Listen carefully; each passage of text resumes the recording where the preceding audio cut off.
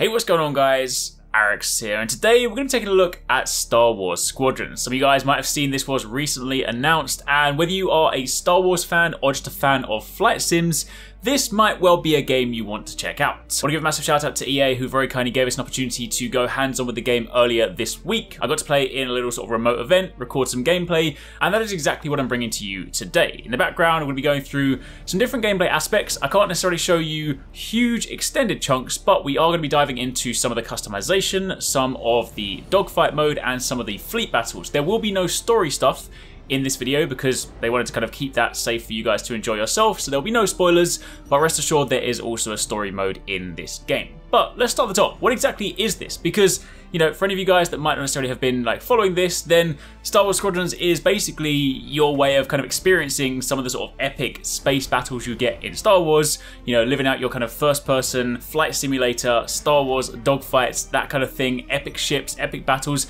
That's basically the idea behind this. The whole game is played through this whole kind of first-person cockpit view, so whenever you are flying, it is designed very much to be an immersive experience. In fact, I was actually going to speak to the developers, asking them about, you know, whether they considered adding in things like third person, but they did definitely say the design ethos behind this is, of course, making sure you feel like that pilot, making sure you feel like you are inside that cockpit, and that's definitely what they want to focus on delivering. Again, as mentioned, top level, there will be a story campaign, so for those of you guys that want to play through more so from like a single player point of view, then you can do that. And there are also different versus modes. You can play these both in bot configurations if you just want to play against AI enemies, and you can also play them online in, of course, ranked battles. You have your dogfight mode, which is basically just standard team deathmatch, 5v5 against each other, fly around in space, take out people as much as you can, and basically win the game. Meanwhile, you also have fleet battles, which are your larger scale, more kind of epic, much more akin to something that might happen in Star Wars battles, where, you know, you will be going in as a fleet,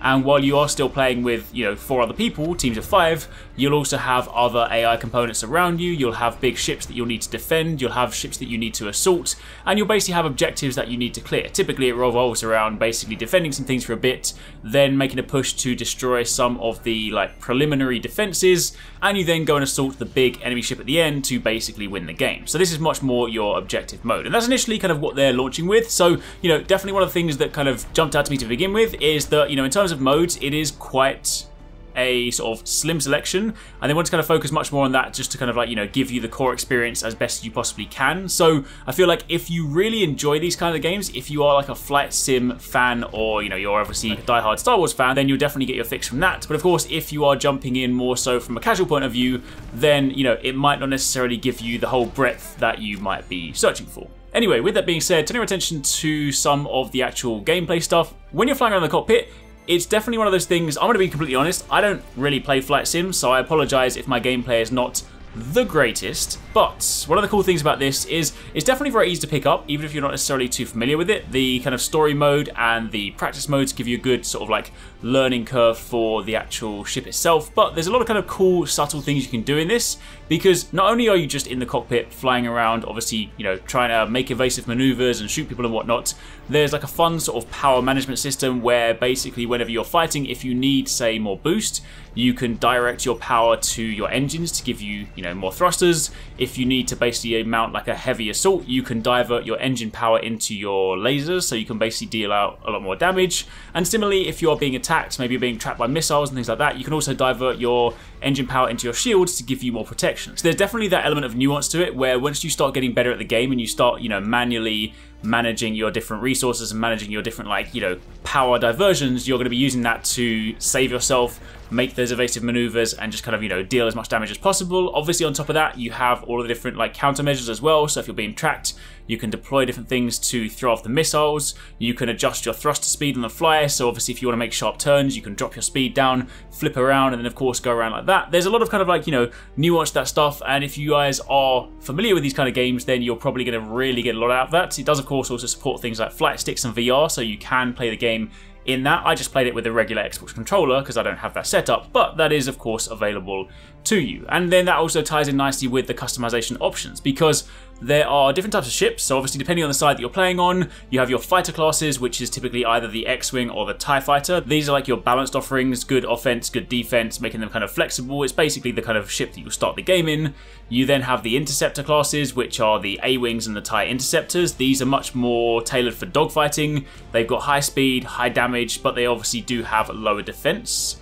You have the bomber classes, which are the Y-Wing and the TIE Bombers. They are much slower, slow-moving powerhouses, basically capable of taking a lot of damage, and they're very effective at obviously dishing out damage at capital ships. However, obviously, you know, the slow-moving speed means they can get run around by some of the faster fighter and interceptor classes. And then finally, you also have your support classes, the U-Wings and the TIE Reapers. These are basically there to both assist your allies in-game, you know, resupplies, that kind of thing, healing them up, but you can also deploy unique components such as tractor beams and turrets to disrupt and disable enemy ships. So, you know, there's a lot of kind of like fun customization in that respect, depending on the way that you want to play. And outside of that, when it comes to actually customizing your ship, you can get things like paint jobs for them, you can get things that you can put inside the cockpits, little kind of things that you'll hang on the top, little kind of like holograms, also statues and things like that. There's costumes for your pilot as well. I mean, yes, you do play most of the game in first person, you do still see yourself in the cutscene, so you can customize the way your pilot looks, your costumes, your helmets, your styles,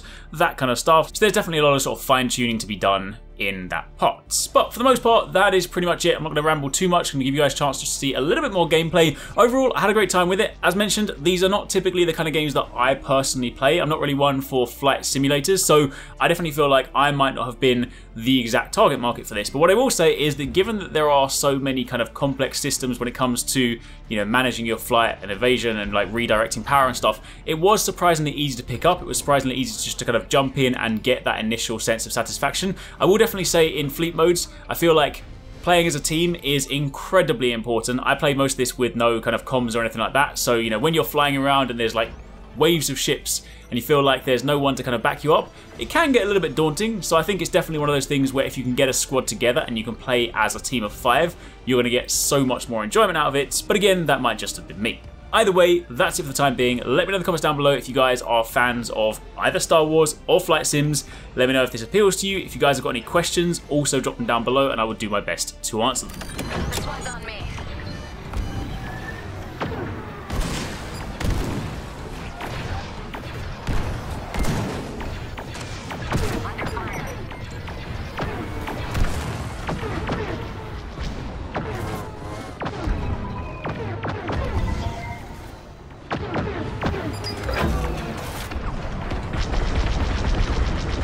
Perfect shot.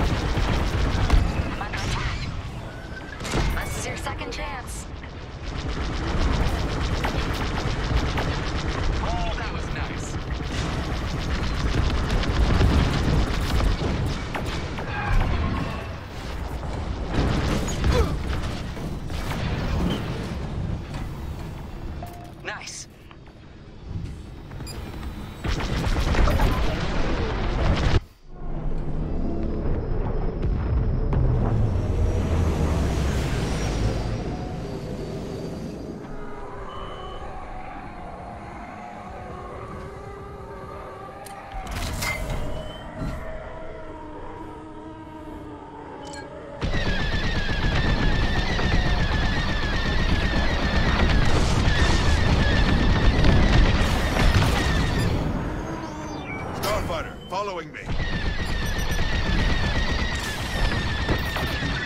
Typical Titan 2. I'll make this count. They've locked on.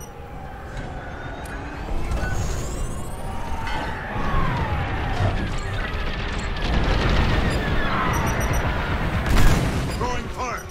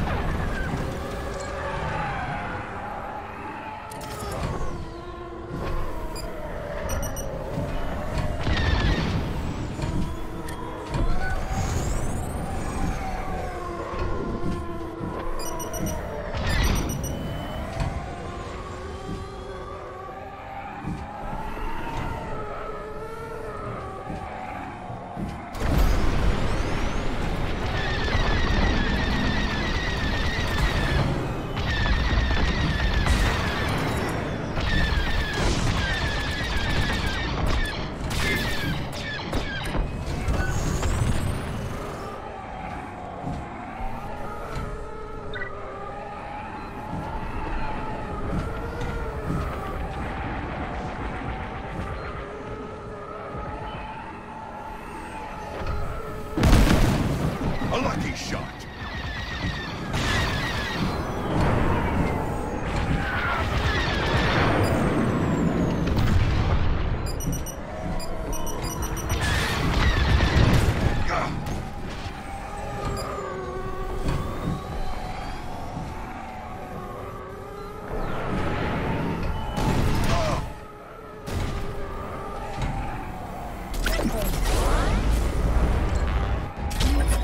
Rebel fighter is locked on.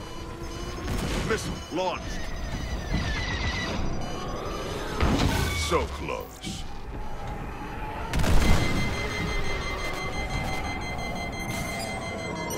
Missile inbound. It's your lucky day, Vanguard. We took down a raider. Sending a Corvette to help you push through their defenses.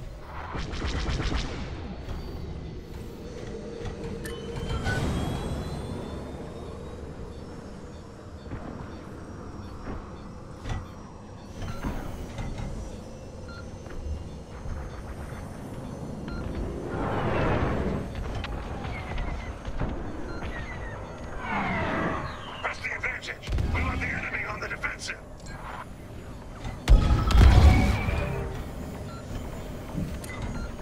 To engage the enemy fleet. We'll stay okay back there, buddy.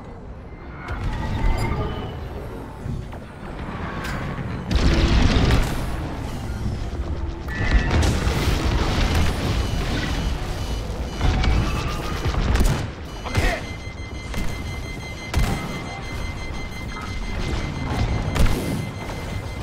I'm in their sights. Vanguard, we can't lose that frigate.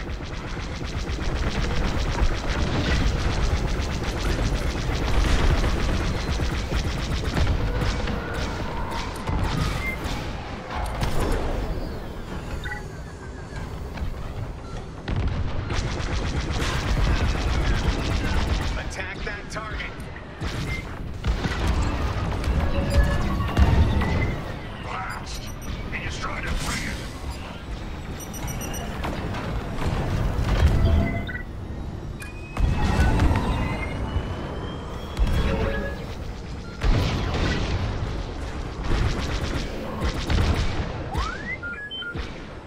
They just got lucky.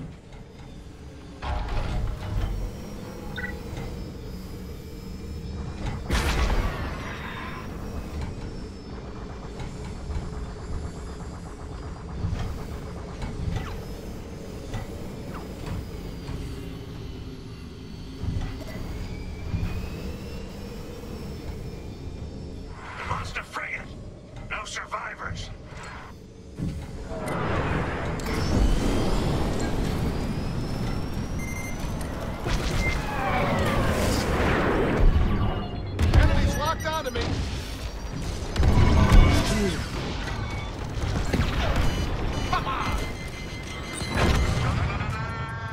Thanks so much for watching, guys. I hope you enjoyed that video. Don't forget, if you haven't already done so, you can join the Arekkz Gaming Discord. We've got an awesome community over there with so many different channels for you to chat loads of different topics and different games. I'm in there, the team's in there if you guys want to chat with us, find people to play with. It's just in general a great place to be. And of course, if you enjoyed this video, don't forget to turn on those notifications so you don't miss any of our future uploads.